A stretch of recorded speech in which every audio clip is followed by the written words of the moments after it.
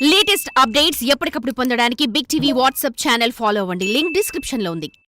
ప్రపంచ దేశాల ప్రజాస్వామ్య ఎన్నికలతో పోల్చితే అమెరికా ఎన్నికలు కాస్త భిన్నంగా ఉంటాయి. ఇక్కడ ఎన్నికలు ఎప్పుడు జరగాలి, ఎప్పుడు కొత్త అధ్యక్షుడు ప్రమాణ స్వీకారం చేయాలన్నది ముందుగానే నిర్ణయించుంటుంది.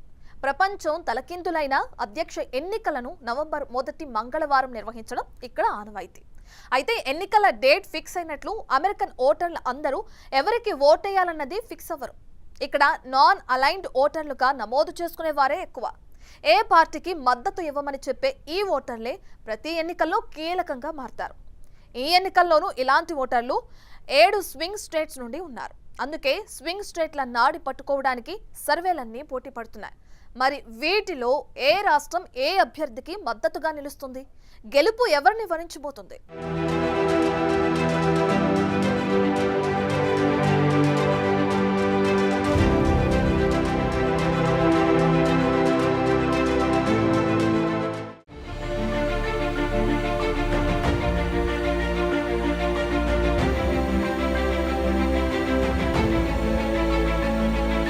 ఇంత హీట్ రేపుతున్న అమెరికా ఎన్నికల్లో ఓటర్లు తొలి మహిళా అధ్యక్షురాల్ని ఎన్నుకుంటారా, లేదంటే రెండోసారి ట్రంప్కు అవకాశమిస్తారా అనేది ఇప్పుడు పెద్ద ప్రశ్న. ప్రధాన ఎన్నికలు మరికొన్ని గంటల్లో జరగనుండగా వైట్ హౌస్ రేసులో భాగంగా ఇద్దరు అభ్యర్థులు ఇప్పటివరకు చేసిన ప్రచారం ఎలాంటి ప్రభావం చూపిస్తుందో అనే ఆసక్తి పెరిగింది. జాతీయ సర్వేల సగటును గమనిస్తే ట్రంప్ కంటే కమలా హ్యారిస్ కాస్త ముందంజలో ఉన్నమాట వాస్తవం. జులై చివర్లో అధ్యక్ష పదవి రేసులు హ్యారిస్ అడుగుపెట్టినప్పటి నుంచి ఆమెది పైచేయిగా ఉంది. అయితే తాజా గణాంకాల్లో కాస్త మార్పు కనిపించకపోలేదు. అయినప్పటికీ చాలా తక్కువ మార్జిన్తో హ్యారిస్కు అనుకూలంగానే కనిపిస్తోంది. ఎన్నికల ప్రచారం మొదలుపెట్టిన తొలి వారాల్లో హ్యారిస్ ప్రచారంలో గట్టి ప్రభావమే చూపించారు. ఆగస్టు చివరి నాటికి దాదాపు 4% పాయింట్ల ఆధిక్యతను సాధించారు. ఇక సెప్టెంబర్ 10న ట్రంప్, హ్యారిస్ మధ్య డిబేట్ తర్వాత కూడా ఈ నెంబర్లలో పెద్ద తేడా కనిపించలేదు. అయితే చివరి దఫా పోలింగ్ సమీపించే కొద్దీ వీరిద్దరి మధ్య మార్జిన్ కూడా తగ్గుతూ వచ్చింది. ఇప్పుడు ఎవరు గెలుస్తారా అన్నది అంతుబట్టకుండా ఉంది.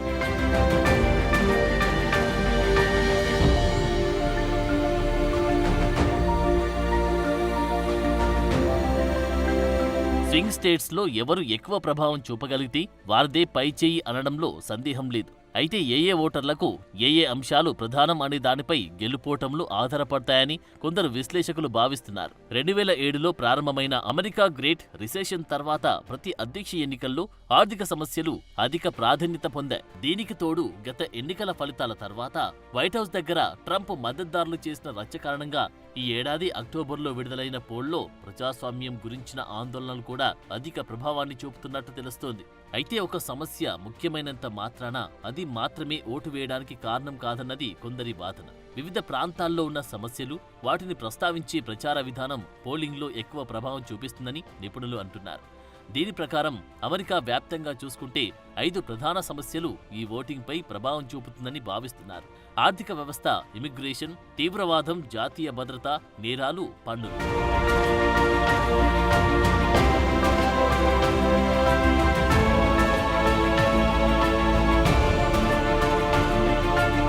ఇటీవల విడుదల చేసిన ప్యూ రీసెర్చ్ సెంటర్ నివేదిక ప్రకారం అమెరికాలో పెరుగుతున్న తుపాకుల పాత్ర, జాతి, బానిసత్వ వారసత్వం వంటివి దశాబ్దాలుగా అమెరికన్ల మధ్య విభిన్న వాదనలకు దారితీస్తున్న అంశాలు. అమెరికాలోని నల్ల జాతీయులపై బానిసత్వ వారసత్వం భారీ ప్రభావాన్ని చూపుతూనే ఉందని, అలాగే ప్రపంచం నలుమూలల నుండి వచ్చిన ప్రజల పట్ల అమెరికా సమానత్వ పోకడ అత్యవసరమని ట్రంప్ మద్దతుదారుల కంటే 50 పాయింట్లకు పైగా హ్యారిస్ మద్దతుదారులు అనుకూలంగా ఉన్నారు. మరోవైపు తుపాకీ భద్రతను పెంచుతుందని, దేశంలో నేర న్యాయ వ్యవస్థ తగినంత కఠినంగా లేదని హ్యారిస్ మద్దతుదారుల కంటే 40 పాయింట్లకు పైగా ట్రంప్ మద్దతుదారులు సపోర్ట్ చేస్తున్నారు.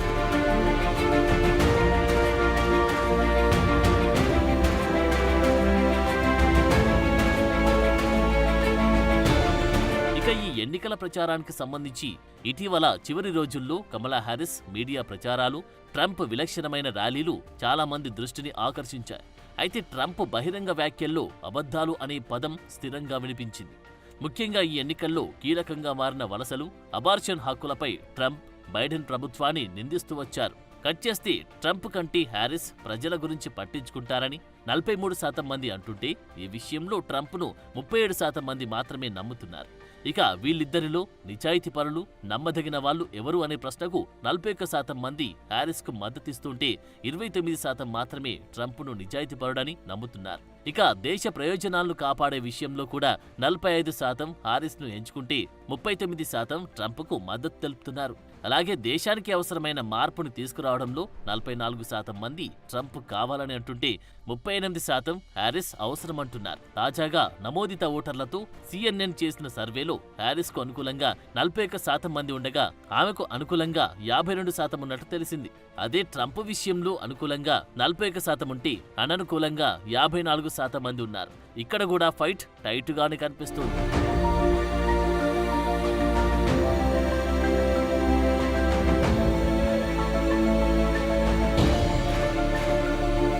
ప్రస్తుతానికైతే స్వింగ్ స్టేట్స్లో కేవలం 2-3% పాయింట్ల తేడాతో కమలా హ్యారిస్, డొనాల్డ్ ట్రంప్లు ఆయా రాష్ట్రాల్లో ముందంజలో ఉన్నారు. దీన్ని బట్టి పోటీ ఎంత రసవత్తరంగా జరుగుతుందో అర్థం చేసుకోవచ్చు. ఈ పరిస్థితుల్లో ఎవరు గెలుస్తారు అన్నది అంచనా వేయడం కష్టం కూడా. ఇప్పటికున్న అంచనాలను బట్టి చూస్తే కీలకమైన స్వింగ్ స్టేట్స్ నుండి అరిజోనాలో హ్యారిస్ కంటే ట్రంప్ 2% ఆధిక్యంలో ఉన్నారు. అయినప్పటికీ ఇక్కడ ఈసారి లాటిన్ ఓటర్లు పెరగడం, కాలిఫోర్నియా నుండి డెమోక్రాటిక్ పార్టీ మద్దతుదారులు వలస రావడంతో అక్కడి పోటీ ఆసక్తికరంగా మారింది. ఇక 1092 నుండి ఒక్కసారి కూడా డెమోక్రాటిక్ పార్టీ అభ్యర్థికి ఓటు వేయని జార్జియా గత ఎన్నికల్లో స్వల్ప తేడాతో బైడెన్ వైపు మొగ్గు చూపారు. ఇక్కడ 33% అమెరికన్ నల్లజాతీ ఓటర్లు ఉండడంతో హ్యారిస్కు కలిసొస్తుందని భావిస్తున్నారు. అయితే మిచిగన్ ఓటర్లు గతంలో బైడెన్కు మద్దతు పలికినప్పటికీ ఇజ్రాయెల్ గాజా యుద్ధంలో బైడెన్ ఎక్కువగా కలుగజేసుకోవడాన్ని వ్యతిరేకిస్తున్నట్లు తెలుస్తోంది. ఈ పరిణామం ఇక్కడ ట్రంప్కు కలిసొస్తుంది.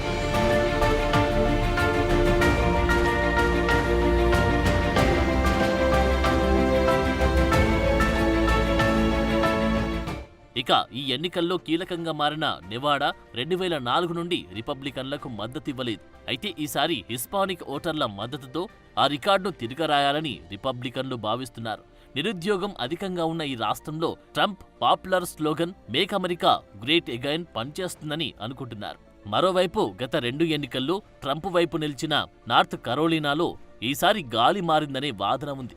ఇక్కడ ఆఫ్రో అమెరికన్లు దాదాపు 22% ఉండగా వీరంతా కమలా హ్యారిస్కు మద్దతిస్తారని డెమోక్రాట్లు ధీమా వ్యక్తం చేస్తున్నారు. అయితే ఇటీవల నార్త్ కరోలినా తుఫాను ప్రభావం ఓటర్లను ప్రభావితం చేస్తుందని భయం కూడా అధికార డెమోక్రాటిక్ పార్టీని ఆందోళనకు గురిచేస్తోంది. ఇక అత్యంత కీలకమైన పెన్సిల్వేనియాలో ఓటర్ల నాడి పట్టడం ఎవరి వల్ల కావట్లేదు. గ్రామీణ పట్టణ శివారు ఓటర్లపై ట్రంప్ ఆశ పెట్టుకోగా పట్టణ ఓటర్లను హ్యారిస్ ఆకర్షించే పనిలో ఉన్నారు. మరో కీలక రాష్ట్రం విస్కాన్సిన్ పరిస్థితి కూడా అంతే. నెక్ అండ్ నెక్ ఫైట్లో గెలుపు టైట్గా కనిపిస్తోంది.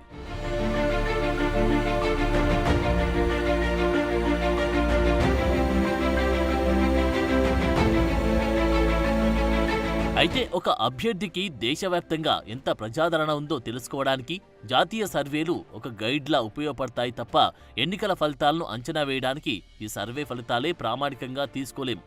సర్వేల సగటు ఆధారంగా చూస్తే ఈ ఎన్నికల్లో స్వింగ్ స్టేట్స్గా పరిగణిస్తున్న 7 రాష్ట్రాల్లో పోటీ రసవత్తరంగా ఉంది.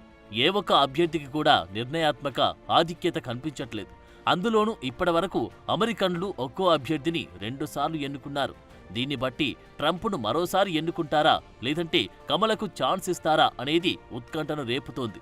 ఏది ఏమైనప్పటికీ ఈ ఉత్కంఠ తీరడానికి మరికొన్ని గంటలు మాత్రమే సమయం ఉంది. అప్పటి వరకు వేచి చూస్తే అమెరికా ఎవరిదనేది తేలిపోతుంది.